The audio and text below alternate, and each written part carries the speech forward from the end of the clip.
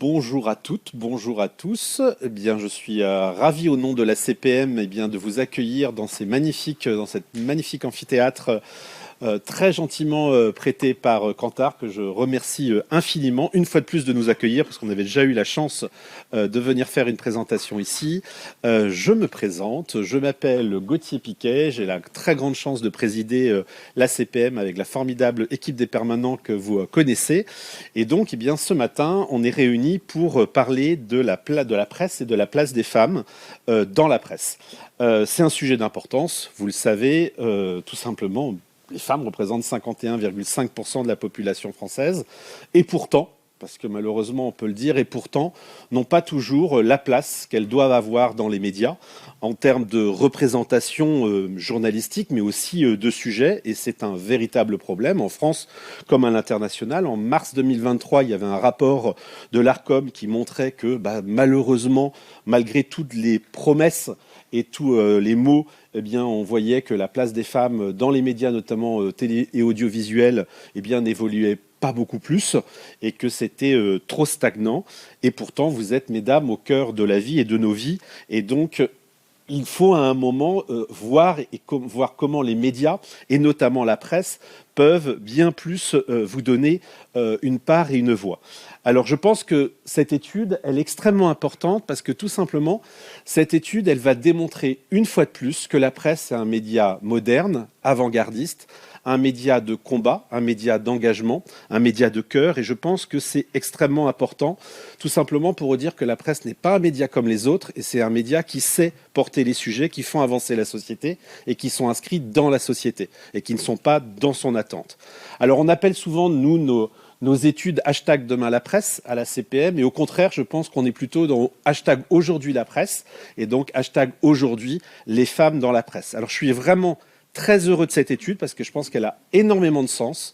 Elle est extrêmement importante aussi bien pour les citoyens, hommes et femmes, parce que la presse ne fait pas de segmentation entre l'homme et femme. La presse parle à tout le monde et parle des sujets féminins pour les hommes. On le verra avec une sublime table ronde, mais nous ne pourrons pas parler de magazines qui s'adressent qu'aux femmes. Nous parlons de magazines qui s'adressent à tout le monde, avec des lectorats mixtes et donc évidemment des hommes qui s'intéressent au sujet féminin et des femmes qui s'intéressent au sujet masculin. Donc la presse est un média extrêmement moderne, extrêmement engagé. Et donc je tiens vraiment à remercier tous ceux qui ont pu nous accompagner pour cette étude, parce qu'elle est vraiment importante. 366, la PIG, CMI Média, les écoles parisiens, Bayard, GMC, M Publicité, Média Figaro, Prisma Solutions et Reworld. C'est un panel extrêmement large, extrêmement riche, entre presse quotidienne, entre presse magazine, ce qui montre encore qu'on ne parle pas d'une segmentation, mais bien évidemment d'un ensemble. Alors pour cette matinée, je vous rassure, ce n'est pas moi que vous allez entendre trop longtemps, mais nous avons la chance d'avoir plusieurs intervenants de très grande qualité. Alors vous oubliez le premier, mais on va avoir une introduction avec François Nicolon, qui est le CMO, parce que je ne peux plus lire les notes, parce que Amélie Benesti, en fait, elle fait des grandes pages de commentaires, et les chats sont toutes petites, donc il faut avoir des loupes pour regarder. Donc je vais avoir un torticolis. Donc François, merci Amélie. François Nicolon, qui est CMO de Inside Kantar. Amélie Benesti, qui donc est directrice audience et relations adhérents, et donc qui a un diktat sur le PowerPoint. Florent Gillier, que je remercie, qui va nous faire une magnifique présentation, qui est senior manager de Kantar Insight. Emmanuel Rivière, directeur international des études politiques de Kantar Public, et Anne-Lise Tourcel, Head of Brand Media et Créative. Je tiens vraiment à remercier les équipes de Kantar parce que c'est un partenaire essentiel à la CPM et c'est surtout un partenaire qui nous aide énormément au quotidien dans toutes ces présentations. Et puis nous aurons surtout la grande chance, après ces études et la présentation des résultats, d'avoir une très belle table ronde animée par Stéphane, directeur général de la CPM que vous connaissez tous. Et nous avons l'extrême privilège d'avoir avec nous 4 directrices et rédactrices en chef, donc Laetitia Greffier qui est rédactrice en chef déléguée de Ouest France, Julie Joly qui est directrice générale de l'Obs, Véronique Philippa qui est directrice de Elle et Gwenaëlle Thébault, directrice générale déléguée du groupe Marie-Claire, que je remercie très amicalement. Voilà pour l'introduction. Je pense que ce qui est plus important, c'est de passer à la présentation. Et donc, j'ai le plaisir d'accueillir François, qui donc va nous parler de ces tendances. Merci encore en toutes et tous d'être présents. Et je vous souhaite donc une très belle présentation.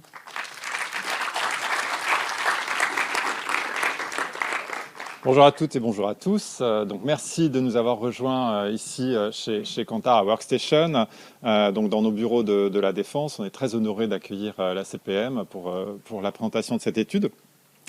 Kantar, c'est une grande maison avec plusieurs localisations dans Paris. Ici, donc, à la Défense, ce sont les équipes de Kantar Media, donc, qui travaillent beaucoup sur la publicité.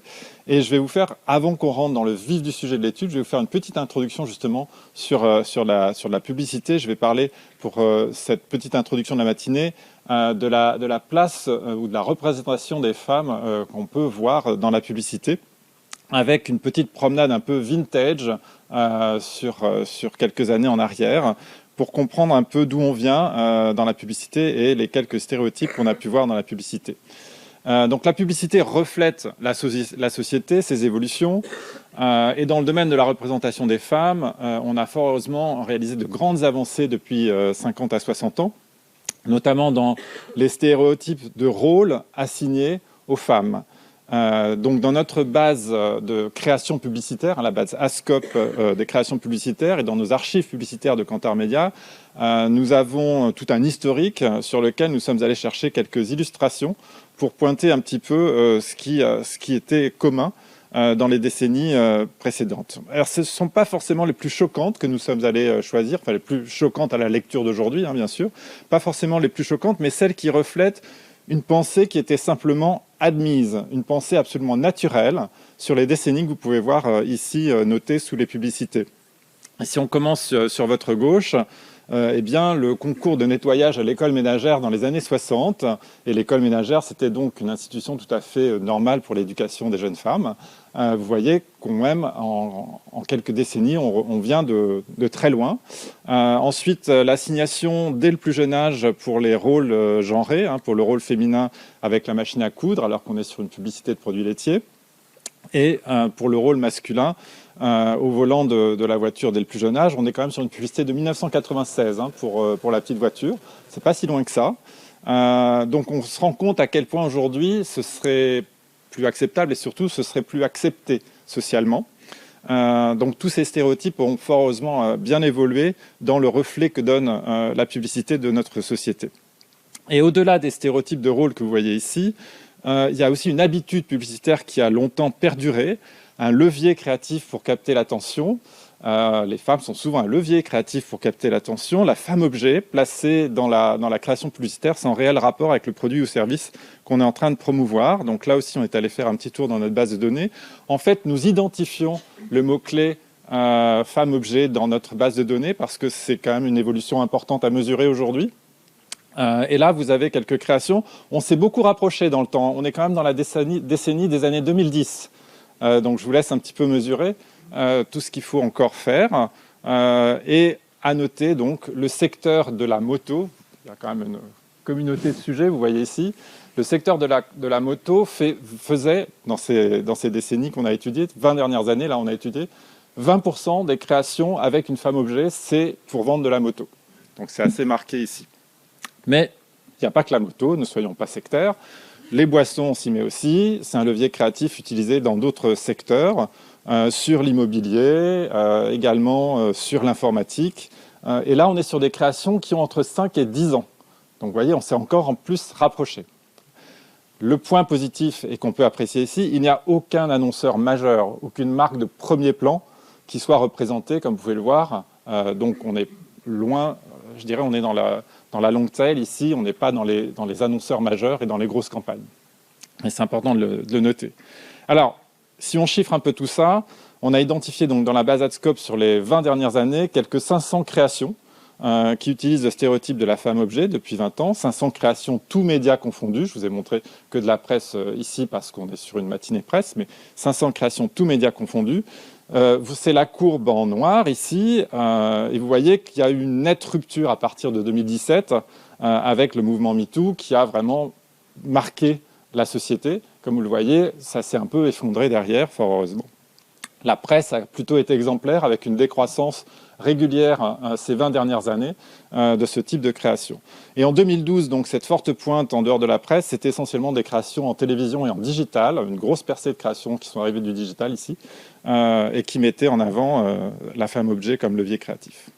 Alors, Le côté positif aussi, à contrario, fort heureusement, cette décennie des années 2010, ça a surtout été celle des marques qui s'engagent massivement dans la communication à impact positif, et qui le font toujours d'ailleurs, pour aller à l'encontre des stéréotypes de la représentation des femmes.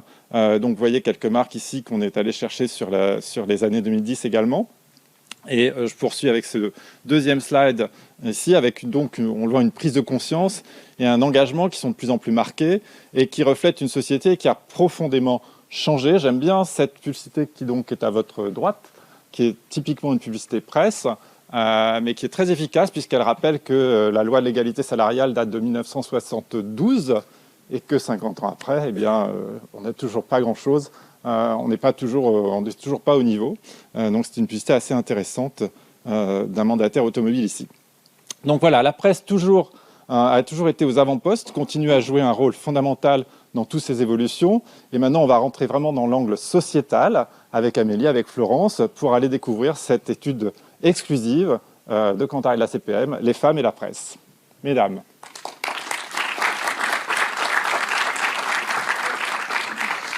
Merci François. Bonjour à toutes et à tous. On est ravis avec Amélie de vous partager les résultats de cette étude que nous avons réalisée sur la presse et les femmes. Donc cette étude a été réalisée dans le cadre de OneNext. OneNext, c'est l'étude d'audience de la presse en France, donc des marques de presse, qui prend en compte à la fois tous les formats print et les formats digitaux. C'est un dispositif qui est extrêmement robuste, puisque c'est un dispositif qui est contrôlé par le CESP, qui est l'organisme aujourd'hui qui contrôle les études d'audience sur le marché français.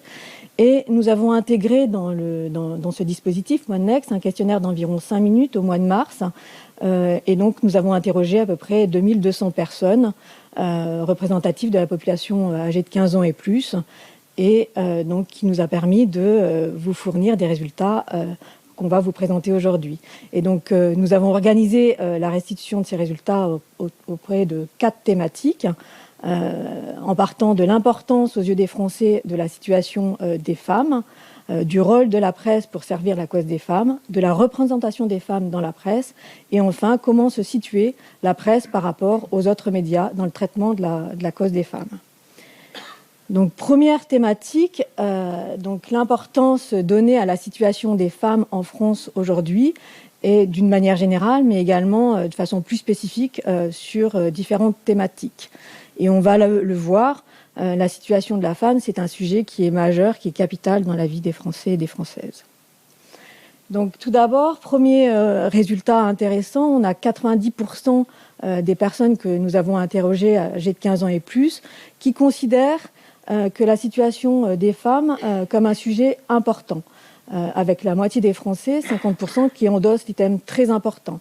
Et donc on voit que si l'importance attribuée au sujet est globalement unanime entre hommes et plus jeunes, on a 87% pour les hommes, 83% pour les plus jeunes, quand on zoome sur l'item très important, on voit qu'il y a quelques nuances au niveau du degré d'importance. Et en effet, la situation des femmes est un sujet jugé très important pour 58% des femmes, alors qu'il l'est par 41% des hommes, donc qui sont probablement moins directement touchés ou impliqués que les femmes qui sont, elles, directement exposées, que ce soit aux difficultés, aux problèmes de parité ou de violence. Alors, on a trouvé que c'était intéressant, ça pouvait être intéressant de replacer le sujet des femmes dans le contexte des sujets aujourd'hui actuellement jugés préoccupants par les Français. Et on voit que la situation des femmes arrive dans le top 5 après la santé, l'éducation, la formation, le pouvoir d'achat ou l'environnement, et devant des questions sociales, la sécurité ou les retraites. Sur le total important, comme vous pouvez le voir, les thématiques sont au coude à coude. On a des scores qui sont vraiment assez proches, qui varient entre 86% et 94%. Quand on est sur le tout total très important, là, on voit qu'effectivement, on a la santé qui se détache et qui ressort des autres sujets. On note quelques variations en termes de hiérarchie entre les différentes populations. On voit qu'effectivement, le pouvoir d'achat, c'est un sujet qui arrive en tête pour les foyers les plus modestes, en fait. Mais globalement, indépendamment de cet aspect-là, les Français sont assez unanimes sur le sujet. Donc derrière la situation des femmes dans la société se déclinent en fait plusieurs thématiques. Dans l'étude, nous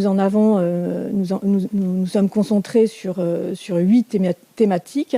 Donc la violence faite aux femmes, la défense des droits des femmes, l'égalité hommes-femmes au travail, à la maison, dans l'émancipation, l'éducation ou la culture entrepreneuriale.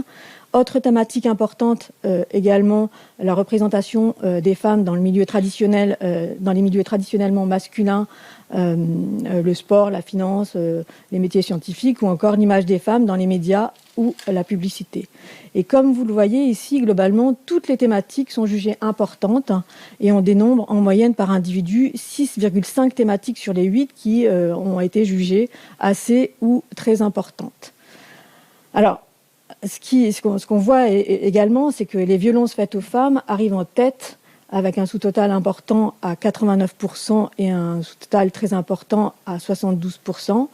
Il faut le rappeler que, effectivement, la crise sanitaire, qui n'est pas si loin que ça, avec les vagues de confinement successives, a augmenté les situations quelque part de huis clos, qui ont été un terrain propice à l'augmentation des violences conjugales et qui d'ailleurs a été confirmé par tout ce qui est par les observatoires qu'on a pu avoir par ailleurs. Et donc, rappelons-le aussi, en France, une femme meurt tous les 3 jours sur les coups de son conjoint. Donc, c'est un sujet qui interpelle effectivement beaucoup les Français et les Françaises. Donc, les violences constituent la manifestation la plus aiguë, finalement, de l'inégalité homme-femme. Donc, on sait qu'il y a une prise de conscience, mais qui est assez récente et qui s'est accentuée effectivement avec ces dernières années, avec la libération de la parole et qui a été relayée dans les différents médias. Donc, ce qui nous a paru aussi intéressant de voir, c'est comment les Français qui jugeaient ces thématiques importantes considéraient que la situation s'était améliorée, si elle s'était dégradée ou si elle n'avait pas changé.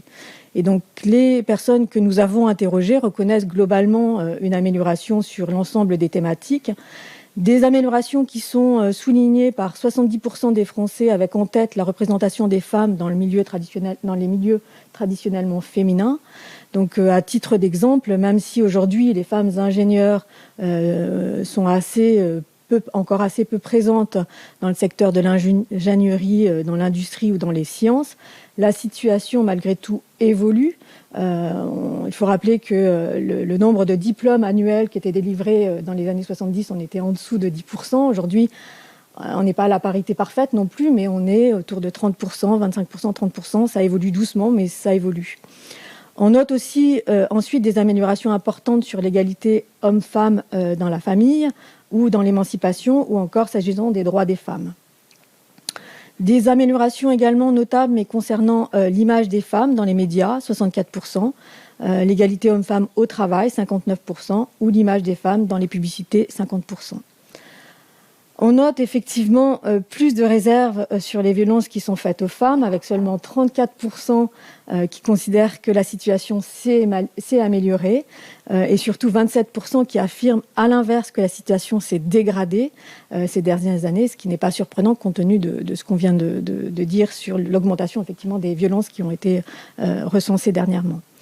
Sur l'ensemble des thématiques, on note que l'amélioration est jugée un peu plus importante pour les hommes, donc les hommes sont un peu plus optimistes quant à la situation des femmes.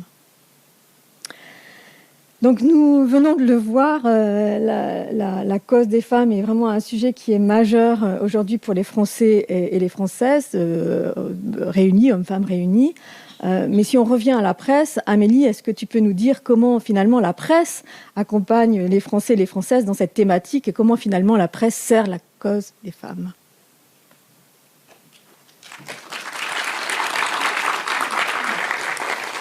Alors, nous avons dans un premier temps demandé aux personnes interrogées si elles avaient lu dans la presse sur les thématiques autour de la situation des femmes dans la société.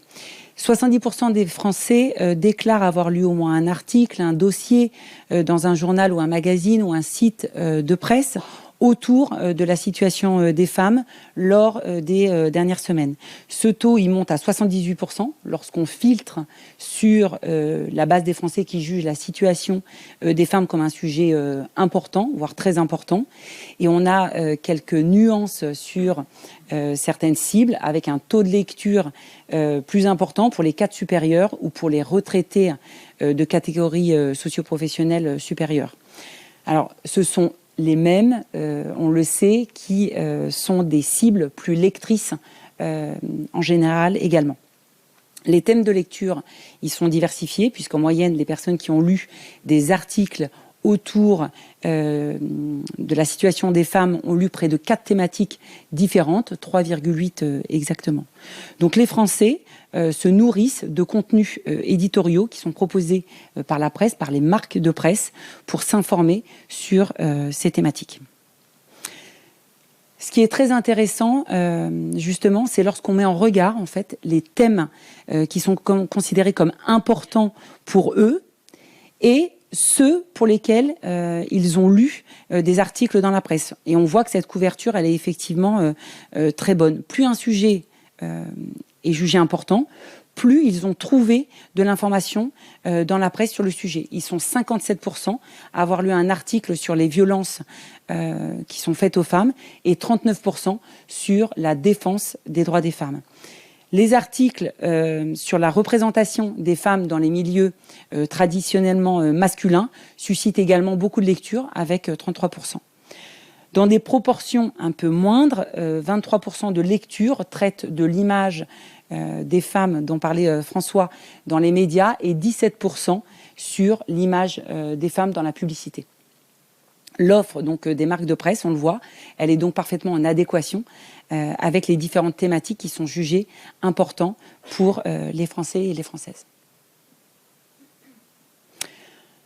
Ensuite, on a demandé de qualifier ces lectures des thématiques, et comme vous pouvez le voir sur le chart, ces lectures, elles sont très qualitatives, et quelle que soit la thématique. Ces lectures, elles ont été qualifiées d'intéressantes par 9 personnes sur 10. Elles sont considérées comme instructives par 8 personnes sur 10. Et donc, elles apportent une véritable valeur ajoutée dans la compréhension de la situation des femmes. Et donc, on le sait, le Mediapresse est un média du temps long qui permet donc de creuser, qui permet vraiment d'approfondir les sujets. Donc des lectures qui inspirent également la confiance, puisque les articles lus sont jugés comme fiables par 85 à 91% des lecteurs et des lectrices selon le thème. Donc ce sont des scores très élevés, quelle que soit la cible, avec des appréciations encore plus affirmées positivement pour les femmes, comme le disait Florence à l'instant, et les 15-24 ans également sur certains sujets. Donc des lectrices ou des lecteurs qui considèrent très majoritairement que les articles de presse lus sur les différents sujets les ont sensibilisés à la cause des femmes, aux enjeux majeurs, avec un score vraiment élevé de 85% qui est donné aux violences faites aux femmes. Rappelons-le, on parle de choses graves, on parle des outrages sexistes, au viol, en passant par le harcèlement de rue et au travail ou également du cyberharcèlement. Donc des articles qui aident personnellement les lectrices ou les lecteurs dans des proportions donc importantes, notamment sur la représentation des femmes dans les milieux masculins, avec un score de 57%. Enfin, au-delà des apports plus personnels que nous venons de voir, les articles de presse sur les différentes thématiques, elles portent des valeurs progressistes et contribuent à faire avancer l'ensemble de la société. La preuve, par le fait que pour l'ensemble des sujets qui sont étudiés dans cette étude, relatifs à la cause des femmes, on voit que plus de 80% des lecteurs ou des lectrices déclarent que les articles lus dans la presse permettent d'éclairer l'ensemble de la société. Ils participent également au débat sur les sujets, avec plus de 70% qui affirment que les articles qu'ils ont lus leur donnent envie de les partager ou d'échanger, d'en parler.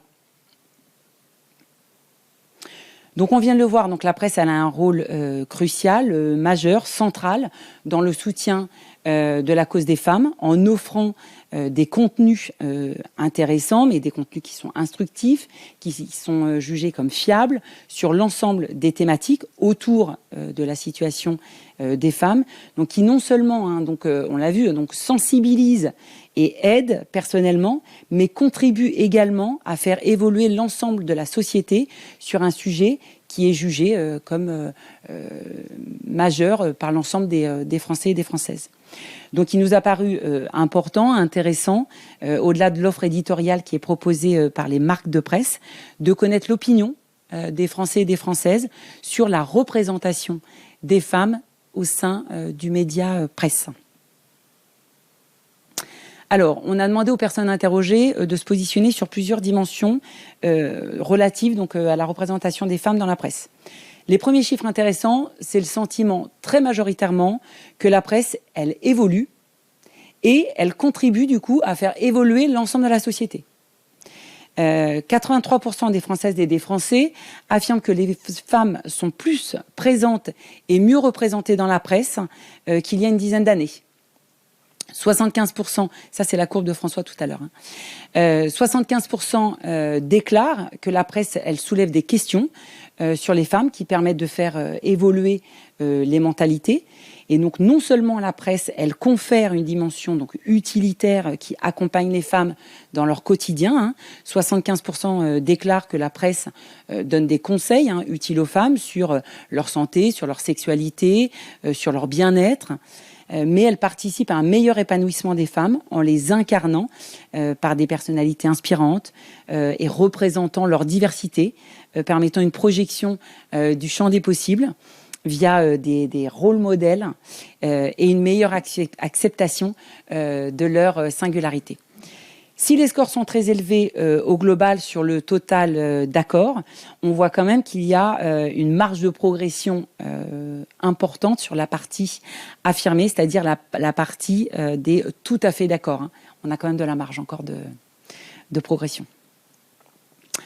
Enfin, donc la publicité, vous avez vu les charts du début de la présentation. Elle propose, elle aussi, dans une moindre mesure, des représentations maintenant positives qui aident la société à changer de regard sur les femmes. Là aussi, on a des avis plus mitigés, avec un sous-total pas d'accord qui est relativement importante. Donc, nous avons tous et toutes encore du travail et une marge de progression. On vient de le voir, donc la presse, elle est vraiment considérée par les Françaises et les Français comme ayant un rôle absolument majeur dans la cause des femmes, qui contribue donc à faire évoluer les mentalités au sein de la société. On l'a vu également, on le redit, il y a une marge de progression très importante encore pour franchir la marche du dessus au niveau de la publicité, qui a son rôle à jouer, bien sûr. Anne-Lise évoquera ce point avec vous à la fin. Maintenant, Florence, est-ce que tu peux nous en dire un peu plus sur les autres médias ?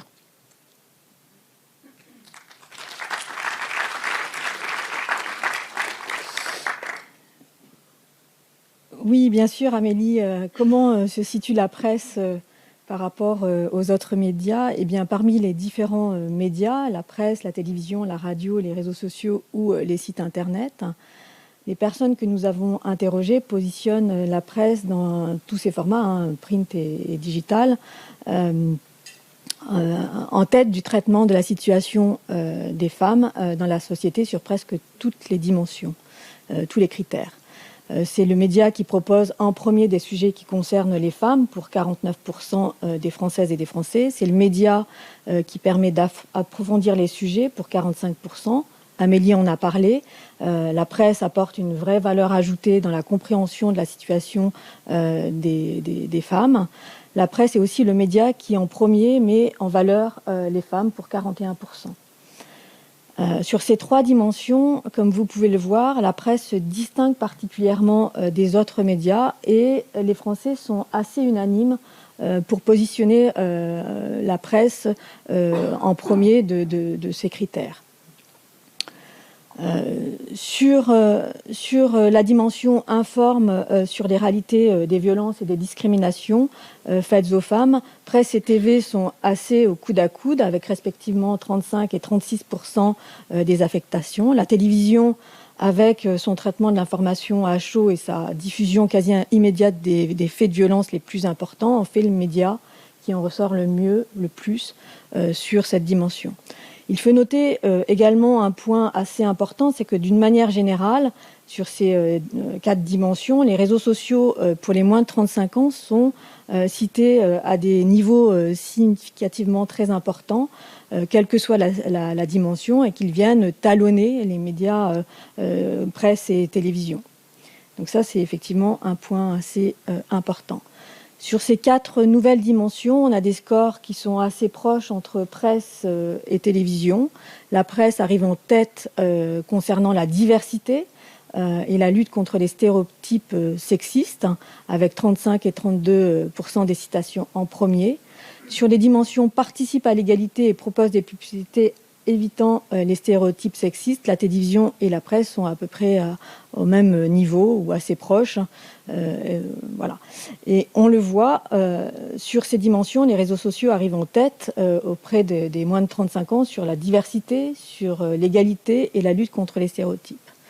Donc, on peut le dire, il y a une certaine complémentarité des médias, avec effectivement un média presse qui endosse un rôle extrêmement important dans le soutien de la cause des femmes. Donc si on veut résumer un peu l'étude, on voit qu'effectivement la situation des femmes constitue vraiment un sujet majeur pour les Français et de façon unanime, qui sont unanimes sur le sujet, que le sentiment que les choses améliorent, mais que le chemin est encore long et qu'il y a encore des choses à faire et à faire évoluer.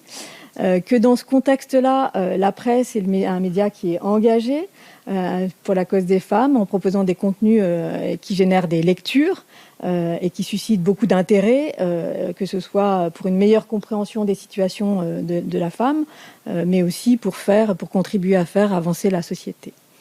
Il faut donc poursuivre l'engagement pour continuer à progresser, à éviter de reculer, comme on peut le voir dans certains pays.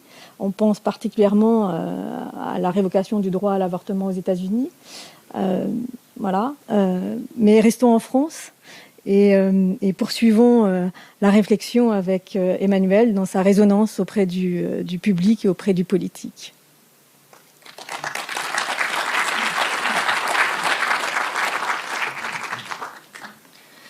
Merci Florence, bonjour mesdames, bonjour messieurs.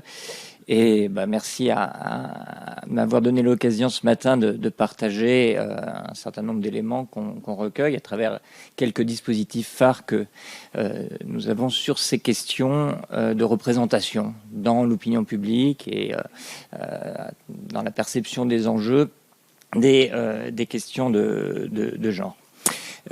Soyez pas décontenancés. Derniers mois vont défiler un certain nombre de contenus qui illustrent parfaitement tout ce dont on parle ce matin, c'est-à-dire la manière dont la presse contribue à porter les sujets, à les éclairer. Mais je ne vais pas commenter ces contenus qui défilent derrière moi. Et j'ai en revanche l'avantage de vous fournir un peu de lecture si jamais ce que je vais raconter n'est pas très intéressant. Mais il y aura sinon un petit décalage. Mais avant d'évoquer ces études que nous conduisons, je voudrais revenir sur celles que Florence et Amélie viennent de présenter. En écoutant votre présentation, en regardant les résultats, j'ai essayé de me demander ce que ça donnait, ces questions qui sont très pertinentes, évidemment, s'agissant d'une étude émanant du duo de Kantar et de la CPM, ce que ça donnerait si on remplaçait le mot femme dans l'intitulé par le mot homme. Ça marche moins bien. D'ailleurs, savoir si la pub contribue à améliorer l'image des hommes, si la presse illustre bien la question de la place des hommes dans la société, vous m'accorderez qu'on se sent moins à l'aise pour répondre à cette question que lorsque la question était avec le mot femme dedans. Donc je propose qu'on retienne ça comme indicateur. Quand bien même tous ces pourcentages s'amélioreraient, tant qu'il sera possible de faire un sondage qui est pertinent quand on met le mot femme dans la question et qui devient un peu déconcertant quand on met le mot homme, ben c'est pas fini. Et ce sera fini le jour où en fait on pourra plus poser une question intéressante où le mot femme convient ou le mot homme ne convient plus. Alors quand est-ce que ce jour viendra ? C'est plus facile d'anticiper le passage à 3,5 degrés de réchauffement que de le dater. J'ai dans les études récentes des points qui permettent d'être optimiste, notamment un sondage qui a été publié, quel jour sommes-nous, jeudi, avant-hier, par le Parlement européen sur les élections européennes. Rien à voir, vous allez me dire, mais sauf qu'il y a une question sur les valeurs que doit défendre le Parlement européen. Et sur l'ensemble des pays européens, les valeurs qui arrivent en tête, c'est la démocratie, l'état de droit, la liberté d'expression. Il y a un pays qui se distingue en mettant en tête l'égalité entre les femmes et les hommes, c'est la France. En tête devant tout ce que je viens de dire, devant la démocratie. Alors, c'est parce que le Parlement européen fait un sondage, donc il fait un sondage sur lui. Je pense qu'on aurait pris n'importe quelle institution internationale, on aurait eu cette caractéristique française. Et c'est vrai que la France, par rapport aux autres pays européens, a un niveau d'exigence. Les Françaises et les Français ont un niveau d'exigence qui semble d'une acuité particulière. On a eu des enquêtes comme ça internationales sur la question de la place des femmes, notamment dans les directions des grandes entreprises, les conseils d'administration, alors que la France, du fait de sa législation, est vraiment très en avance par rapport aux autres pays européens sur cette question-là. Les résultats en France sont de moindre satisfaction. Donc on a une sensibilité particulière qui devrait être un moteur. Alors, dans mes études, j'ai aussi des raisons d'être moins optimiste. C'est notamment une étude qui est conduite par Kantar Public depuis 5 ans, qui s'appelle le Reykjavik Index, qui consiste à demander, et l'index synthétise tout ça, si on pense que pour diriger dans un certain nombre de secteurs, et il y a 23 secteurs d'activité qui sont listés, il vaut mieux que ce soit un homme, il vaut mieux que ce soit une femme, ou ça n'a pas d'importance, aussi bien un homme qu'une femme. Alors, le principe de cet indicateur, c'est que la bonne réponse, ce soit celle-là. Ça n'a pas d'importance. Et donc, l'indicateur, il devrait être à 100. C'est-à-dire qu'on devrait avoir 100% des gens qui disent, pour chacun des 23 secteurs, ça n'a pas d'importance. Et il n'est pas à 100, en fait. Et il est en France, cette année ou l'année dernière, à 78. Alors, on peut considérer que c'est pas si mal. La plupart du temps, les gens disent, ça n'a pas d'importance. Mais il n'est pas à 100 parce qu'il y a un certain nombre de secteurs dans lesquels on se dit, ce serait mieux que ce soit un homme.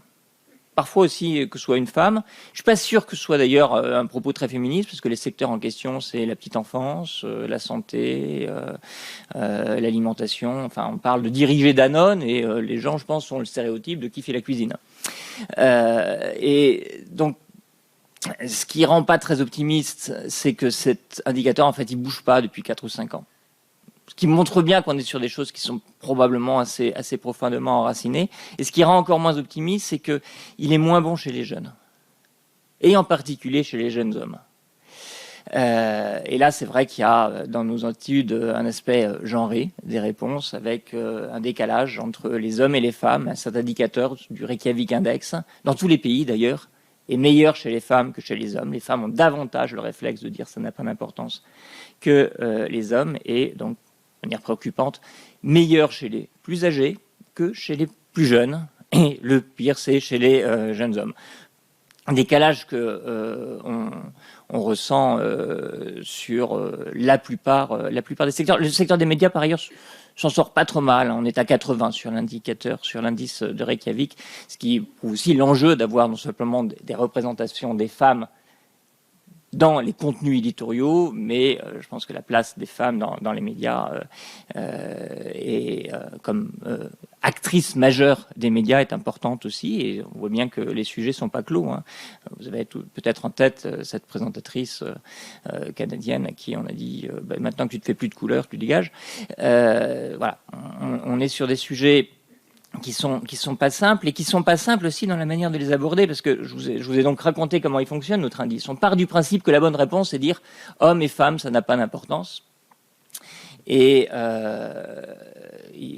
ça m'a frappé, du coup, ayant ça en tête, qu'à un moment, pendant la crise Covid, on s'intéresse au fait que peut-être la crise a été mieux gérée par des femmes que par des hommes, avec l'exemple de Jacinda Ardern en Nouvelle-Zélande, de Frédéric Metzen au Danemark, de Sanna Marin, qui vient de perdre les législatives en Finlande, et évidemment d'Angela Merkel.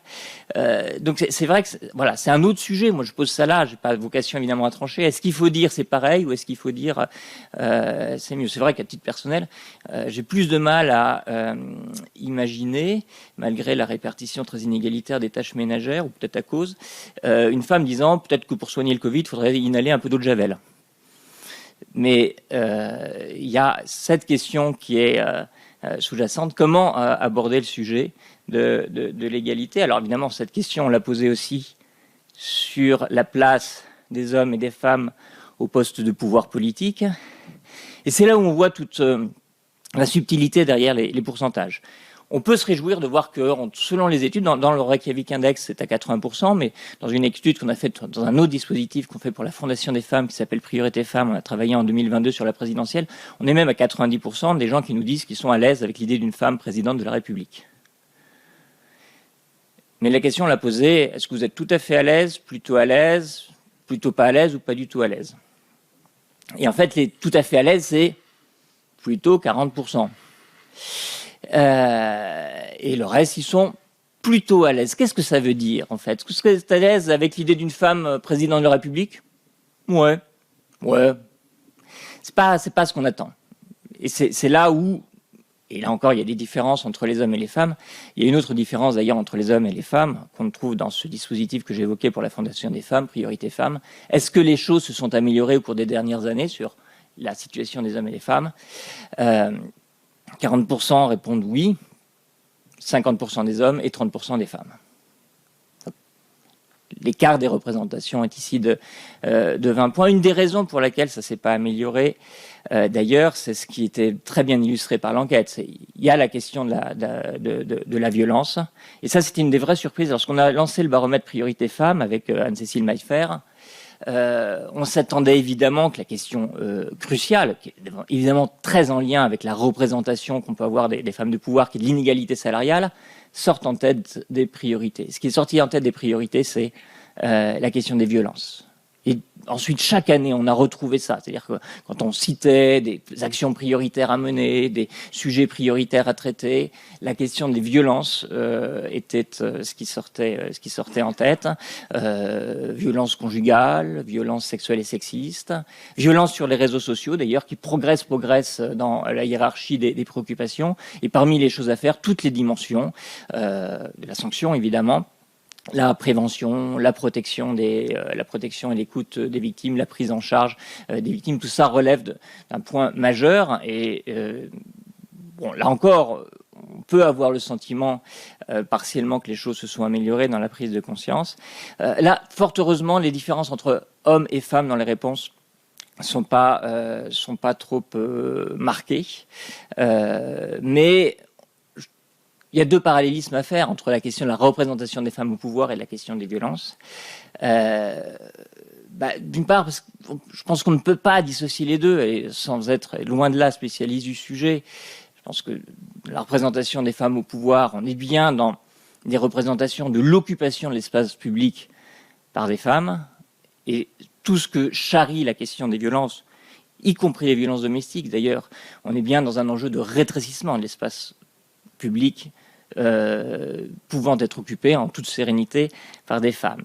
Et l'autre point de parallélisme qui me paraît évident, c'est que ce que je disais des secteurs qu'on va assigner plus volontiers aux femmes ou aux hommes, d'ailleurs, l'automobile, la défense, etc., je pense que ça renvoie à des stéréotypes profonds, tout comme les questions des violences. Nos collègues australiens ont énormément travaillé sur la question des violences de genre et compris, en fait, que ça se joue dès la petite enfance, sur la représentation du virilisme, sur ce qu'il est attendu d'un petit garçon par rapport à une petite fille, sur le victim blaming qui commence dès la cour de récréation, ce qui veut bien dire qu'à côté du rôle éminent, évidemment, de la presse, il y a un rôle de l'éducation nationale, donc des pouvoirs publics, sans mentionner évidemment le rôle des régulateurs autorégulateurs qu'on pourrait attendre des médias sociaux. Un rôle qui est assez peu évoqué, qui est très important aussi, c'est de la fiction. Comment dans la fiction de loisirs, on représente ces questions de genre. Mais comme je disais, fort heureusement, ces questions-là sont regardées par les hommes et par les femmes d'une manière convergente. Et là, pour le coup, il n'y a pas ces différences d'âge non plus. Il y a un sujet qui est regardé quasiment de la même manière par les hommes et les femmes, qui sera mon dernier sujet, qui est un sujet d'importance, qui est un sujet qui a été évoqué par Florence, c'est celui des droits des femmes. Et notamment du droit des femmes à disposer de leur corps. Et c'est là où on a une autre manière d'appréhender la complexité des sujets. Si on regarde le sujet des inégalités salariales ou des inégalités d'accès aux postes de responsabilité, quelque part, c'est un mécanisme de lutte des classes, si vous voulez bien dépolitiser le mot, mais considérer comment il fonctionne. C'est-à-dire qu'à un moment, une place est occupée de manière privilégiée par un groupe qui peut avoir des mécanismes de défense de ses intérêts pour ne pas céder cette place à un autre groupe qui s'en trouve privé. Sur les questions des droits des femmes, sur des aspects tels que celui de l'avortement que tu as évoqué, c'est pas exactement comme ça que ça fonctionne. C'est plutôt de représenter, en gros, comment ça s'articule avec la représentation de la norme sociale, de la capacité de l'individu à s'émanciper de cette norme, qui dicte cette norme, où est-ce qu'elle puise sa source. Et je trouve que ça ressemble beaucoup plus, non pas à des clivages de genre, mais à ces clivages autour de ce qu'on appelle les guerres culturelles dans le milieu anglo-saxon, les culture wars. Alors, je sais que là, je m'achemine vers un sujet extrêmement sensible, mais du coup, je vais par prudence, moi, me protéger d'un océan et prendre l'exemple américain, qui fonctionne très bien pour ça. Et quand on regarde, et en plus, les Américains, ils font bien ça. Enfin, ils peuvent le faire. Enfin, nous aussi, on peut le faire, mais on le fait moins. L'articulation entre la position des Américains sur la question de l'avortement et l'auto positionnement sur les questions religieuses. Est-ce que les gens se classent parmi les catholiques, les protestants, etc. Dans une enquête de l'an dernier, au moment où le sujet a été soulevé, où on avait 61% des Américains qui étaient en gros, qui tendaient à penser que l'avortement devait être légal, soit dans tous les cas, soit dans la plupart des cas, sauf, enfin bref, qui était du côté de la liberté et du choix. On avait un seul groupe qui était très majoritairement à 75% contre, et donc pour l'interdiction.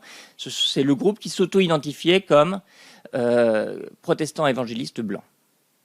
Dans tous les autres groupes, évangélistes noirs, protestants non évangélistes, catholiques, et évidemment sans religion, une majorité s'opposait à la restriction, la légalisation sur l'avortement. Et donc là, on est sur un autre registre, qu'un registre de rapport de force entre... Déjà, on est vraiment sur le registre de dans quelle société voulons-nous vivre, qu'est-ce qui doit régir cette société. Ce qui veut dire que d'ailleurs que les femmes qui portent ces combats-là, elles ne le font pas pour elles, elles ne le font pas pour les femmes, elles le font pour nous tous. Elles disent dans quelle société nous voulons vivre. Je dis ça juste pour ajouter un peu plus à la charge mentale. Mais ce n'est pas ça ma conclusion. Ma conclusion, c'est qu'évidemment, avec des études d'opinion, je peux faire qu'effleurer ces sujets et en apprécier la complexité par les articulations, mais que les enquêtes d'opinion, notamment les croisements par genre, les croisements par âge, les croisements par religion, permettent d'appréhender. Mais tout ça montre bien aussi la complexité de ces sujets, à quel point il faut aller chercher loin dans les stéréotypes, loin dans les systèmes de valeurs pour comprendre quelles sont les conditions d'évolution. Et c'est pour ça que sans doute il y a un rôle particulier de la presse, qui est évidemment, il y a d'autres supports qui peuvent créer de l'interpellation, plus facilement de l'émotion. Mais il y a un rôle particulier de la presse, justement, de donner à voir cette complexité, de l'analyser en profondeur, parce que on pourrait trop facilement se contenter de dire ah oui ça va parce que, hein, alors qu'en fait il faut, je pense, arriver à creuser très très profond pour trouver les bons mécanismes qui nous permettront peut-être d'atteindre ce jour béni où on ne pourra plus poser des questions qui valent pour les femmes et pas pour les hommes. Merci à toutes et à tous.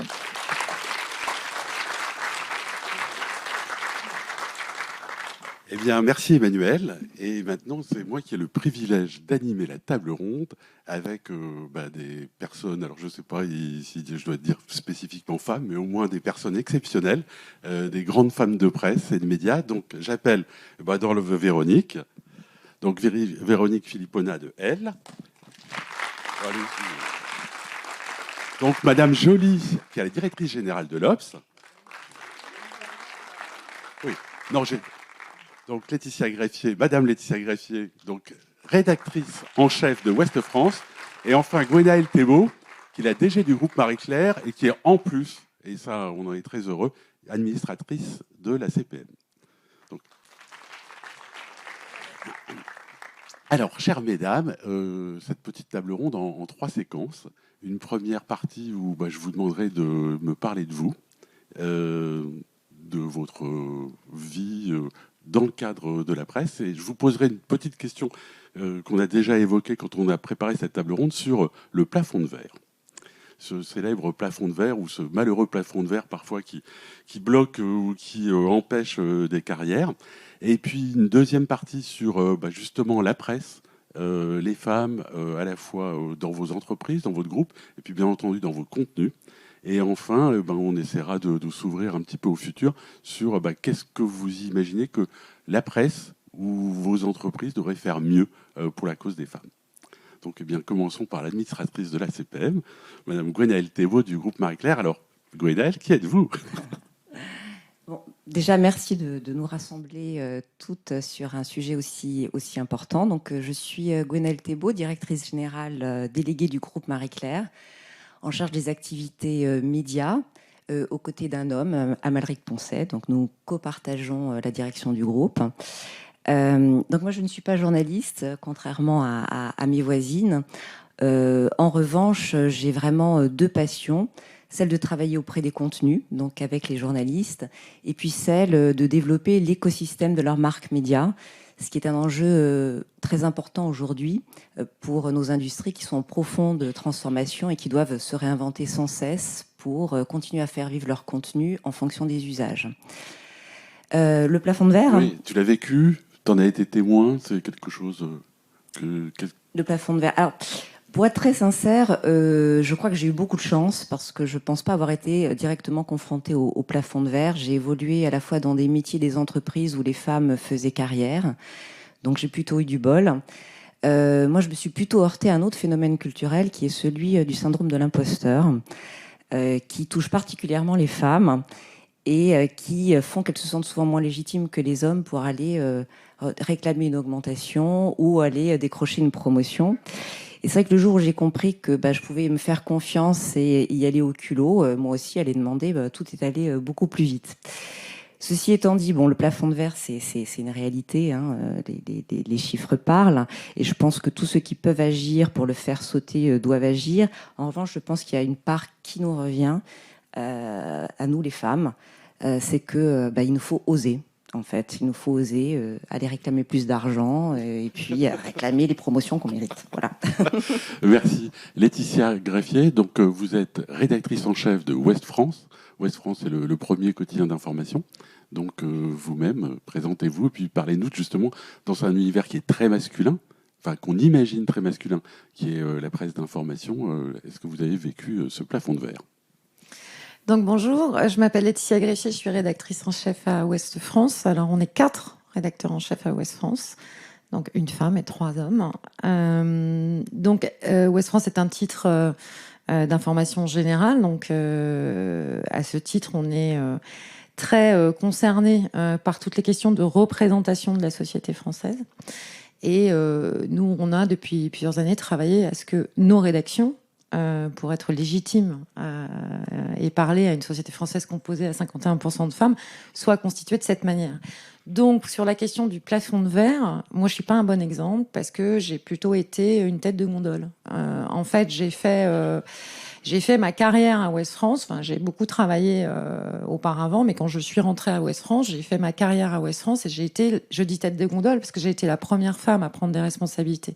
C'est pas du tout ce que je dis est pas négatif. Je le vis plutôt même de manière positive, puisqu'aujourd'hui j'ai des collègues qui ont 25 ans et qui me voient comme cette personne-là. Donc je n'ai pas vécu ce sentiment de plafond de verre, mais j'ai vécu ce côté, regardez, c'est possible. C'est aussi une responsabilité dans une entreprise. Par contre, le plafond de verre, il existe encore, et il y a encore beaucoup de travail dans les entreprises de presse pour arriver à la parité. Julie Joly, donc directrice générale de l'Obs, donc là aussi un grand magazine d'information. Présentez-vous. Et je crois que vous, le plafond de verre, par contre, vous l'avez vécu. Bonjour à tous et toutes. J'essaie de voir s'il y a une majorité. Merci de l'invitation. Alors, moi, j'ai été journaliste pendant 15 ans et je suis maintenant éditrice, directrice générale de l'Obs depuis 1 an et demi. Donc, c'est intéressant parce que je pense que le plafond de verre, je l'ai surtout entendu. C'est-à-dire que je l'ai vraiment beaucoup entendu pendant 15 ans comme journaliste.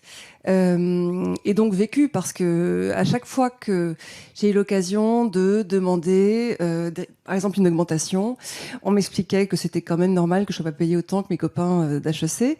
Dans la presse, quand j'ai demandé à être au service politique, on m'a dit quand même une femme avec des enfants au service politique, ça va être compliqué, il faut travailler le week-end.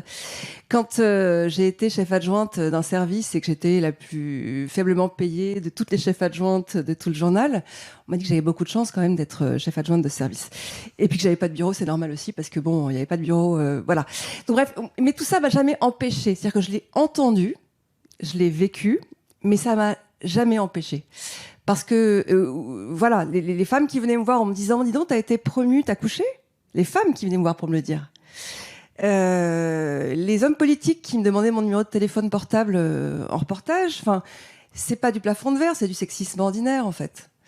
Donc moi, c'est des choses qui m'ont mise en colère, qui m'ont motivée, mais qui m'ont pas empêchée. Et ce qui est certain, c'est qu'aujourd'hui, à la place que j'occupe, avec une directrice de rédaction qui s'appelle Cécile Prieur, qui est une femme très engagée, à cette place-là, c'est notre obsession.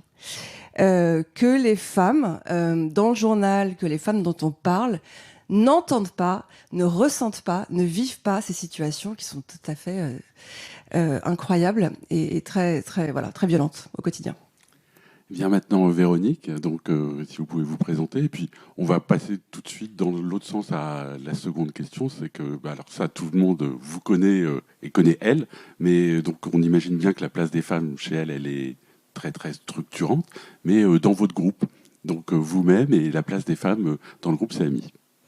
Alors, je vais d'abord répondre sur le plafond de verre, parce que, en effet, c'est pas quelque chose que j'ai vécu, puisque c'est, comme son nom l'indique, elle est quand même un journal genré, donc si on a un souci de parité, il serait plutôt inversé. Mais j'ai ressenti ce sexisme et je rejoins Gwenaëlle sur le sexisme inconscient et les stéréotypes qu'on porte toutes. Quand on a décroché l'IPG, donc le label Information politique et générale, alors qu'on est un journal d'engagement depuis plus de 75 ans, je pense que mes confrères dans la presse ont trouvé que c'est quand même très bizarre qu'un journal d'esthéticienne un peu et de coiffeuse remporte l'IPG. Donc je pense qu'il y a encore des combats à mener sur ces sujets. Alors je m'en rappelle très bien. C'est vrai qu'il y a eu, tout le monde se dit, mais pourquoi elle? Voilà. Alors que, bon, je pense que si on le lit, on voit bien qu'il n'y a pas que du rouge à lèvres là-dedans. Hein. Voilà. Et votre autre question sur CMI au global? Oui, donc déjà le groupe, donc évidemment, donc, tout le monde imagine que les femmes sont très très représentées chez elles. Mais donc CMI est un grand groupe de presse magazine. Donc par exemple, dans votre état-major, je veux dire, est-ce que les femmes dans ce groupe où la presse féminine est très importante sont bien représentées? On a un groupe effectivement qui a beaucoup de lectrices, puisqu'on a le L, le version féminin, Art et Déco, Elle à table et tutti quanti. Donc c'est vrai qu'on a un lectorat déjà très très féminin. Et il y a 76% de salariés au groupe CMI, avec effectivement une parité au COMEX. Donc c'est vraiment un groupe qui est très très attentif à cette égalité. Donc je n'ai pas vécu les histoires que raconte Julie. Oui, même une présidente. Et une présidente, Valérie Salomon, une présidente de la régie, Camille Burnier. Enfin bon, on n'est que des filles. Alors passons justement. Qui ne concerne pas le groupe actuel, hein, je précise. C'était la vie d'avant. Oui, alors justement, dans l'Obs, la place des femmes, dans votre organisation, à votre COMEX, et puis abordons aussi la partie contenu.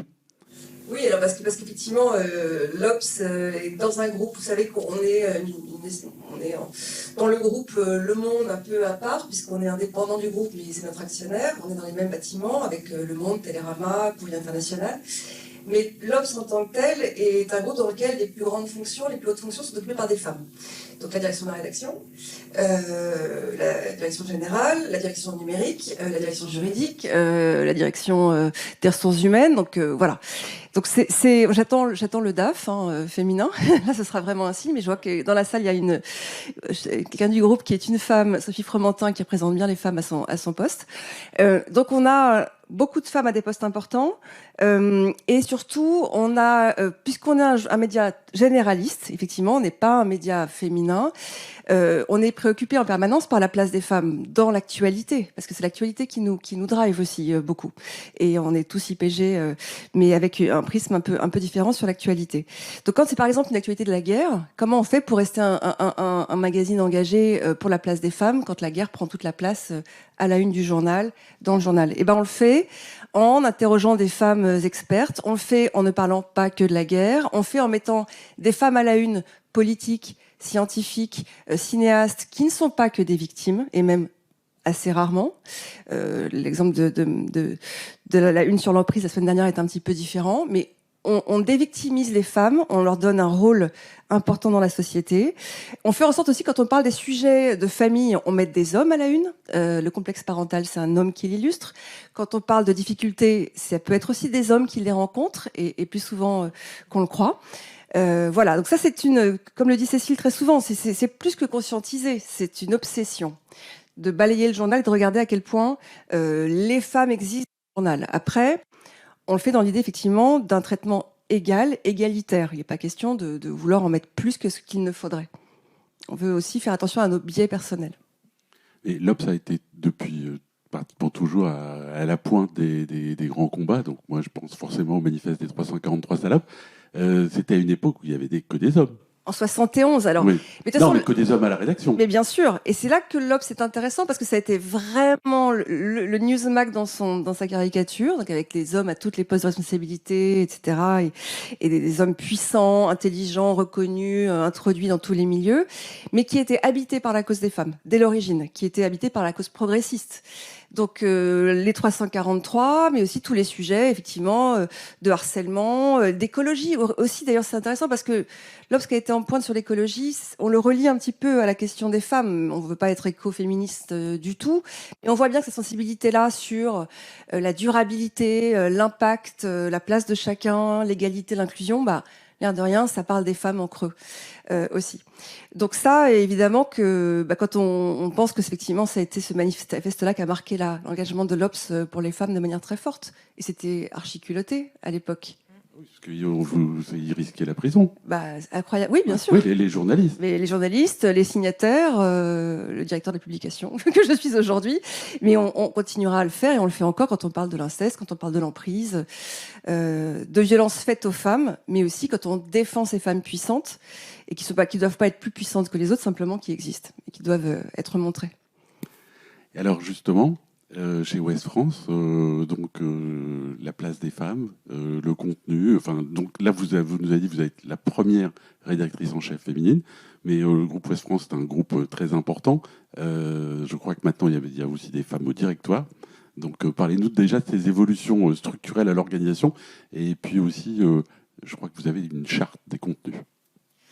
Alors, en matière de responsabilité dans l'entreprise, de nombre de femmes journalistes ou au sein de la rédaction, aujourd'hui, notre rédaction, elle est paritaire. C'est quelque chose qu'on a engagé depuis plusieurs années, notamment avec des recrutements très clairement plutôt tournés vers des jeunes femmes, ou des moins jeunes d'ailleurs. Donc aujourd'hui, cette rédaction, elle est paritaire. Ensuite, la problématique qu'on rencontre, comme partout, c'est la prise de responsabilité. Donc plus on monte en responsabilité, moins on a de femmes. Donc aujourd'hui, on arrive à tout ce qui est cadre intermédiaire, on a la parité. Quand on arrive à la rédaction en chef, et à la direction, on n'y est pas. Donc nos 2 entrées, elles sont là aujourd'hui, la rédaction en chef et le directoire. Donc effectivement, il y a une femme qui vient de rentrer au directoire que vous connaissez ici. Et donc on a encore ces questions-là à régler. Il y a 4 femmes aujourd'hui à la rédaction en chef pour 12 postes. Donc il y a encore un peu de marge de manœuvre. Donc ça, c'est sur l'aspect RH, j'ai envie de dire. Sur l'aspect éditorial, donc nous, on a depuis assez longtemps pris en compte cette question de la parité. Alors, je le dis avec complètement une grande humilité, parce qu'on n'est pas responsable. En fait, qu'est-ce qui s'est passé? Quand on a embauché à Ouest France, on a eu la chance d'avoir une pyramide des âges qui nous obligeait à faire des embauches assez importantes. On a embauché beaucoup de jeunes collaborateurs. Et évidemment, quand ils sont entrés dans la rédaction, ce sont des questions, comme les questions environnementales, qui ont tout de suite été posées. Ce qui, moi, m'a ravie, puisque j'avais du coup une troupe là qui arrivait, qui était très motivée, donc c'était formidable. Et donc, cette question, elle a vraiment émané de la rédaction. Donc, qu'est-ce qui s'est passé en 2017 chez nous, un groupe de jeunes femmes viennent nous voir, d'abord de jeunes femmes, en disant, on pense qu'il y a un truc à faire là, sur la parité, il y a 2-3 petits trucs. Ok, travaillez, et puis vous allez nous dire. Et donc, ce qu'on a fait, c'est qu'on a créé ce qu'on appelle un groupe égalité, qui est un groupe transversal au sein de toute la rédaction. Et aujourd'hui, qu'est-ce qu'on a produit? On a produit une charte éditoriale sur la manière dont on traite cette question dans nos colonnes. À Ouest France, on est très charté. On a des chartes environnement, on a des chartes faits divers, on a une charte égalité aussi. On a créé beaucoup d'outils. On a féminisé les titres et fonctions, ce qui n'était pas fait dans la majorité de la presse française, je le rappelle, il y a 5 ou 6 ans. C'est-à-dire qu'on disait directeur, on ne disait pas des directrices. Enfin, beaucoup de titres ne féminisent pas les titres et les fonctions. Donc ça, c'est la première chose qu'on a lancée. Cette charte d'écriture, des règles très précises. Quand on parle des violences faites aux femmes, on a toujours le 39-19 à la fin du papier. Enfin, voilà, on a un certain nombre de règles de ce type. Et on a créé un outil qui est un baromètre que nous envient pas mal d'éditeurs, qui est un baromètre data parce que nous on a beaucoup d'éditions, on a un titre avec des multiples éditions, différents supports. Et ce baromètre data, il est capable de me dire combien de femmes j'ai citées aujourd'hui dans l'ensemble de mes supports, combien de femmes j'ai mis en photo, à quel endroit, à la une, combien j'ai eu de femmes en matière éditoriale et d'expertise, combien j'ai eu de femmes. Donc ça, c'est un outil vraiment hyper intéressant. Qui est un outil qui reste quantitatif. C'est-à-dire que je ne peux pas savoir dans quelle position j'ai parlé d'une femme. Et ça, c'est après un travail éditorial très fort. On l'a dit tout à l'heure. Nos titres ne doivent pas parler de la femme qui est toujours dans une position victimaire. C'est pas possible. Donc, il y a ce baromètre, c'est un super outil parce que ça permet de se dire on y est, on n'y est pas. Mais ça n'est pas suffisant. Et vous partagez les résultats de ce baromètre avec... On publie auprès de nos lecteurs. Avec les lecteurs. Ouais, on l'a fait il y a pas longtemps. On publie les résultats de ce baromètre en disant voilà, il y a 4 ans en femmes expertes dans le journal, il y avait 20% de femmes expertes. Aujourd'hui, il y en a 40. Voilà. Donc, on s'est engagé auprès de nos lecteurs.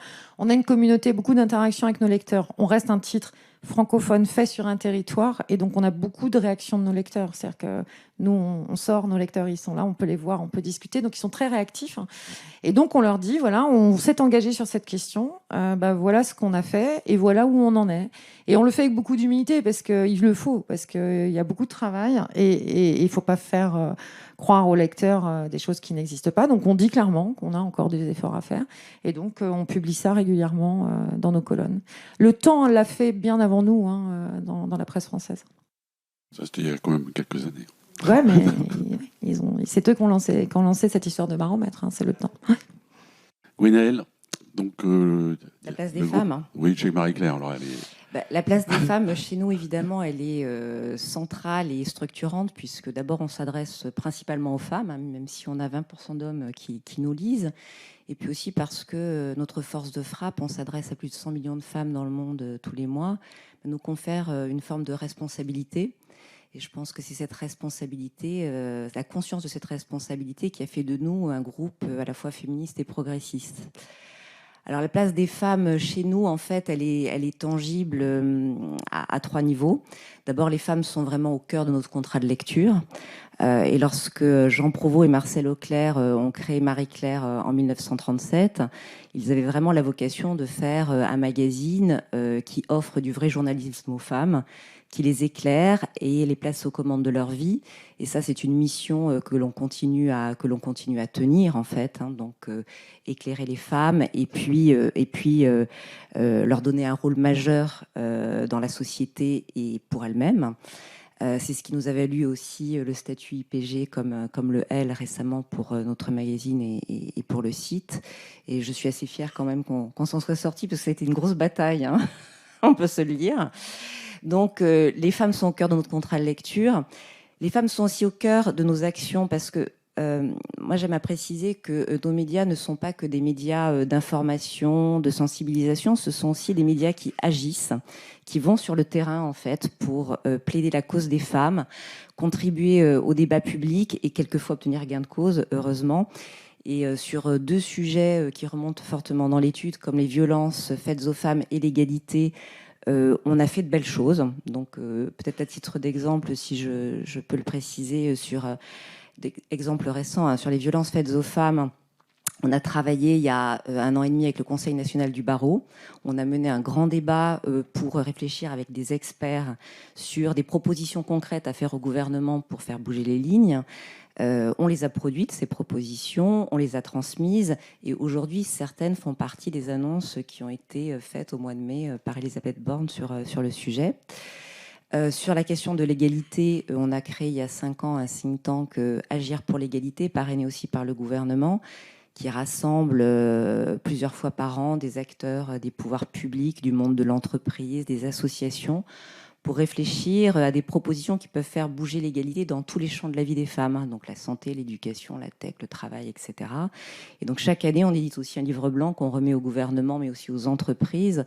Et on a souvent la satisfaction de voir que ces propositions sont prises en main et qu'elles peuvent être inspirantes pour tous ces gens qui peuvent agir. Donc nous sommes des médias agissants et ça, c'est, je pense, quelque chose qu'on doit continuer à tenir. Et enfin, les femmes dans notre groupe, elles sont aussi évidemment au cœur de notre organisation. Donc nous, on est un groupe qui a été créé par une femme dans les années 70. C'est pas n'importe quel contexte. Une femme qui n'était pas destinée à travailler, mais qui a choisi de le faire, et même plus, puisqu'elle a racheté à son grand-père Marie-Claire, avec l'aide du groupe de L'Oréal et ses sœurs, pour en faire donc ce groupe qu'elle a développé avec beaucoup d'instinct, de ténacité, de talent. Et sa figure et les valeurs qu'elle a insufflées dans le groupe ont profondément marqué notre organisation aujourd'hui, qui est pas tout à fait paritaire, puisque nous avons aussi 75% de femmes.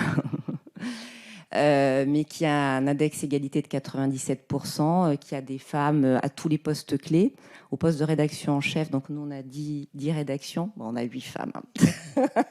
Et je disais tout à l'heure à Véronique, on a un homme à la revue du vin de France, ça ne saurait vous étonner. Donc voilà, on a des femmes à tous les postes clés. Oui, toutes les deux, vous avez évoqué le statut IPG. Ouais. Peut-être que notre public ne sait pas totalement ce que ça veut dire, c'est que vous êtes tous les 4 des titres IPG, mais peut-être que Véronique ou toi, vous pouvez nous expliquer le combat que vous avez mené pour être IPG. Alors IPG, c'est quoi ?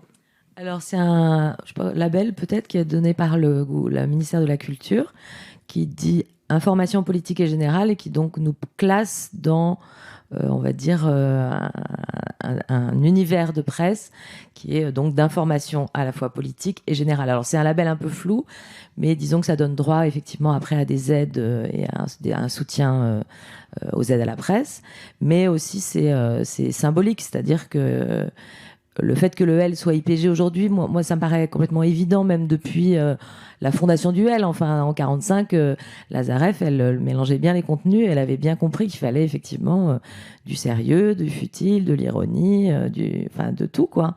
Et donc, c'est la vie des femmes, en fait. Donc, pourquoi les femmes seraient cantonnées à un certain champ et pas à un champ d'intérêt sociétal voilà, donc c'est un long combat parce que ça aurait dû arriver bien avant, je pense. C'est-à-dire que jusqu'à très récemment, donc les pouvoirs publics ne considéraient pas ni elle ni Marie-Claire comme des titres d'information générale. Ils pensaient que vous faisiez que de la mode et de la beauté. Et pourtant, de fait, plus d'un tiers de nos contenus sont des contenus d'intérêt politique et général. C'est cette barre qu'il faut franchir en fait pour être certifié. Donc c'est quand même le cas. Et aussi bien OL que chez Marie-Claire, on a quand même des grands reporters qui vont se mettre en danger aux quatre coins du monde pour défendre la cause des femmes. On adresse la cause des femmes sur tous les champs, économiques, politiques, culturels. Enfin, franchement, on est super investis, c'est dans notre ADN depuis toujours. Et c'est vrai que cette reconnaissance, elle a un peu tardé, elle n'a pas été facile à obtenir. Parce que, pour se le dire clairement, on a en face de nous des gens qui sont encore dans des stéréotypes anciens. Et effectivement, on est des magazines qui sont là pour vendre du rouge à lèvres, hein, comme disait Véronique. C'est assez dingue. Et c'est clairement pas le cas. Enfin, c'est aussi le cas, mais ça n'est pas que ça. Alors Véronique, les grands combats de Elle, parce que vous en avez de multiples sur la cause des femmes, vous pouvez nous en parler ? Donc du coup, oui, en effet, on peut le voir par les unes et par les sujets qu'on produit. Il y a un engagement effectivement déjà à l'international, à un féminisme attentif. Donc on se souvient effectivement de la couve qu'on a faite avec l'Iranienne au moment de la chute de Kaboul. Et puis aussi dans le quotidien des femmes, c'est très important de porter ces questions. On a fait une couverture sur les violences conjugales et on suit avec beaucoup d'attention tout ce qui se passe autour même des signaux faibles autour de l'égalité. C'est-à-dire que on fait très attention à ne pas cantonner les femmes seulement à un rôle de maternité. Ça passe aussi par des unes qui représentent des femmes d'empowerment. Donc c'est en effet des personnalités qui peuvent être en effet actrices, chanteuses, écrivains. Enfin, il y a tout un champ. Mais c'est très important pour moi de montrer aussi des femmes qui ont des rôles de porte-parole. Par exemple, l'année dernière, on a fait Lorraine Vasseur qui a effectivement perdu ses deux jambes suite à un choc septique à cause d'un Tampax. Et c'est important aussi de montrer des femmes qui sont des rôles modèles, qui ne sont pas forcément Sophie Marceau, Laetitia Casta, qu'on fait par ailleurs. Mais il faut aussi montrer toute la société française et la société des femmes dans sa diversité. L'Obs, demain, justement, votre rôle, ce que vous souhaiteriez développer encore plus fort. C'est intéressant, je vais peut-être rebondir sur ce que vous disiez sur les jeunes, parce que avant d'arriver à l'Obs, moi je dirigeais une école, le Centre de formation des journalistes, pendant 10 ans, et j'ai vu beaucoup de jeunes femmes se préparer au métier de journaliste, et que ce soit grand reporter, que ce soit journaliste pour tout type de médias. Moi je crois qu'à l'avenir, notre rôle, et ce qu'on doit faire à l'Obs en particulier, c'est de les accueillir, ces jeunes. Et pour des news magazines, c'est encore ce qui est le plus difficile parce qu'on a une économie qui est très contrainte. On est des rédactions, on est déjà des grosses rédactions. Il faut faire de la place à ces jeunes femmes. Et c'est elles, je pense, et c'est avec elles qu'on va construire ce discours. Moi, je suis assez fière et sensible au fait que le mouvement MeToo, que j'ai moi vécu au CFJ, et donc j'ai vu cette violence arriver sur la tête de ces jeunes journalistes aussi, le fait que ce mouvement MeToo soit né dans les médias. Et c'est à la fois très triste pour les médias et en même temps très très fort, que les journalistes femmes ont été les premières à dénoncer les inégalités, le harcèlement, etc.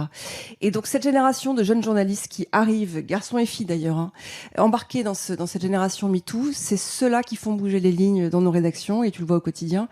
Donc pour l'Obs, c'est clairement l'enjeu pour demain, c'est de s'adresser à ces jeunes, de le faire avec eux, et de construire un discours qui soit une action au quotidien, qui soit utile. J'ai bien aimé dans votre étude Kantar à quel point vous mesuriez l'utilité de ces contenus qui adressent le sujet des femmes. Voilà.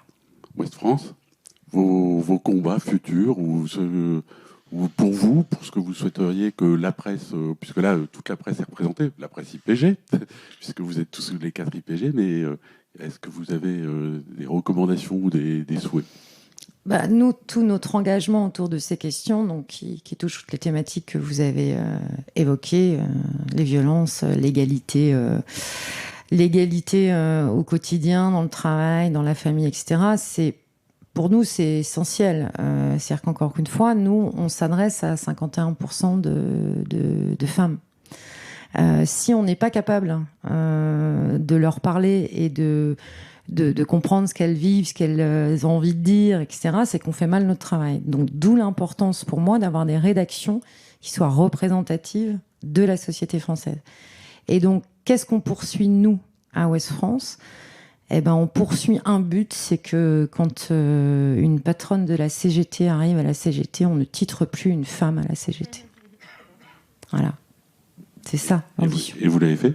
Bah non. Pour terminer, Marie-Claire. Pour revenir à ce qui a été dit tout à l'heure, en fait, sur les spécificités de la presse, on peut peut-être partir de là. C'est vrai que je pense que deux spécificités de la presse écrite, c'est d'abord qu'on est effectivement le média de l'approfondissement. Donc on est vraiment le média peut-être le mieux placé pour faire réfléchir. Et puis, on est un média qui engage particulièrement ses lecteurs parce que finalement, lire un article de presse, c'est quand même assez exigeant, quoi. Donc, à la fois, on donne à réfléchir, mais je pense qu'on s'adresse à des lecteurs déjà acteurs qu'on doit être en mesure de mobiliser. Et donc, pour ce qui est de notre mission par rapport aux femmes, je pense qu'il faut qu'on poursuive véritablement sur ces deux axes. Donc, il faut qu'on continue à être super vigilant sur tous les enjeux de société qui touchent les femmes. On lisait tout à l'heure l'avortement. Remis en question aux États-Unis ou demain. Enfin, et il n'y a pas que l'avortement. Donc, restons super vigilants sur toutes ces questions-là. Et puis, continuons à adresser les femmes en les rendant actrices de leur propre vie, en les mettant au cœur de ces enjeux, parce qu'elles ont vraiment un rôle à jouer. Nous sommes un média, nous, d'empowerment, donc on est évidemment dans cette dynamique-là. Et puis, continuons à travailler, je reviens à un point de l'étude, sur la représentation des femmes. Parce qu'en effet, on voit qu'il y a du boulot encore. Hein. Nous, on a mené il y a 5 ans une étude avec l'UDM qui montrait, donc c'était il y a 5 ans, que 9 femmes sur 10 ne se reconnaissaient pas dans les représentations qui étaient faites d'elles dans les médias. C'est grave. Donc, si on lit votre étude, la situation s'est améliorée. Donc ça, c'est une bonne nouvelle. Mais voilà, donc je pense qu'il faut quand même rester particulièrement vigilante. Et c'est vrai que ce qu'a fait le L sur ces couves est absolument formidable. Il faut vraiment poursuivre dans ce sens-là. On a aussi une success story dans le même genre où on a mis, il y a 1 an et demi, 8 femmes en couverture, 8 voix, avec des physiques qui cassaient tous les stéréotypes, une femme en fauteuil roulant. Eh bien, c'est un des numéros qui a le plus cartonné sur l'année. C'est vous dire que voilà, les femmes en ont besoin, quoi. Ça marche. Le dernier mot, Véronique. J'ai oublié de dire quelque chose sur le rôle de la presse, parce que on est quand même là pour ça. Le rôle de la presse.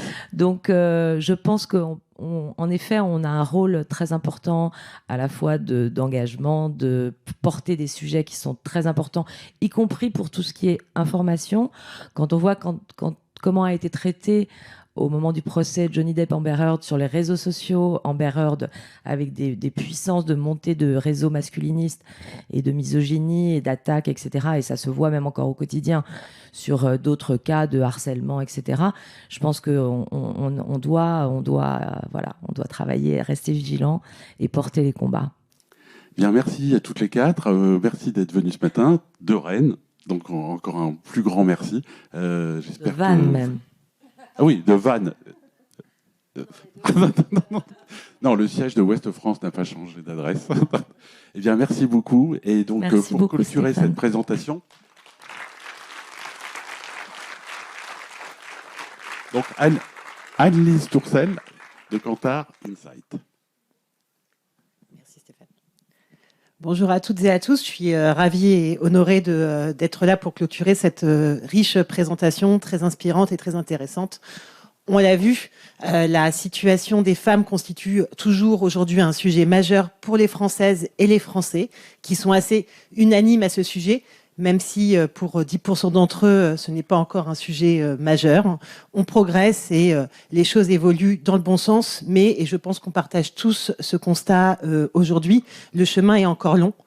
Le chemin est encore long à la fois dans les perceptions, dans les représentations.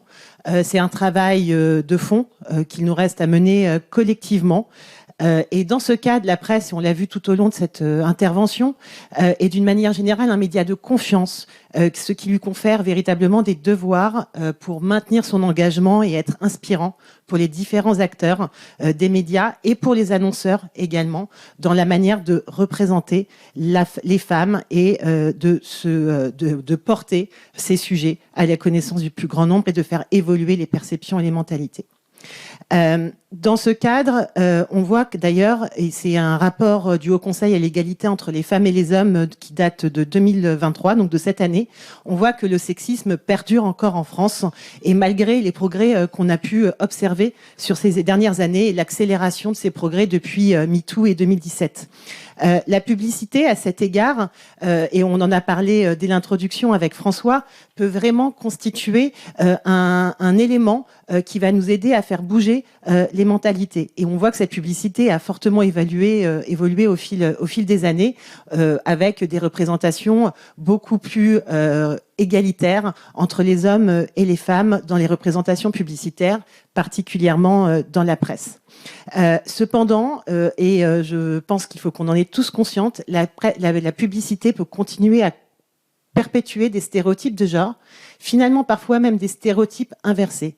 L'ARCOM a publié une étude très intéressante à ce sujet, où finalement les annonceurs, en étant de plus en plus sensibilisés à ces enjeux de représentation des femmes, ont pu prendre parfois un virage radicalement inversé. Et on a pu observer, ça a été compté dans un rapport de l'ARCOM, que dans certaines catégories, finalement, aujourd'hui on avait presque plus de femmes au volant que d'hommes dans les publicités. Ce qui est très bien et très louable en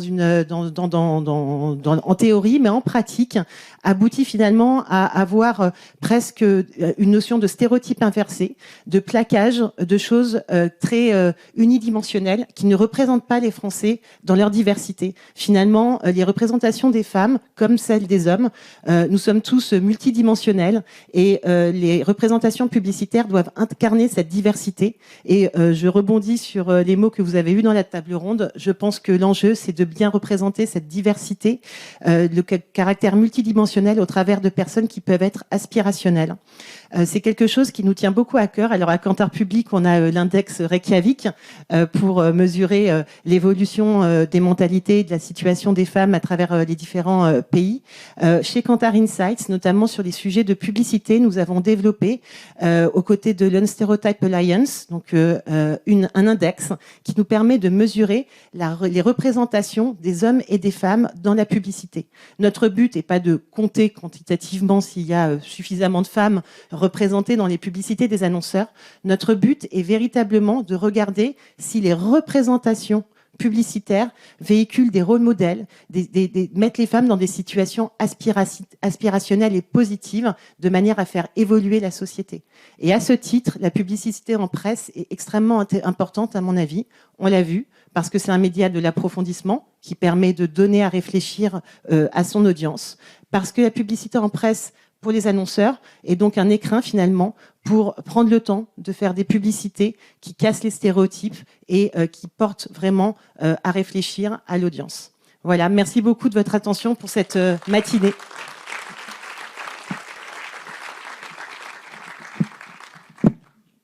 Et ben voilà, c'est fini. Merci à toutes et tous. J'ai trouvé ça passionnant. J'espère que vous aussi. Et à très bientôt.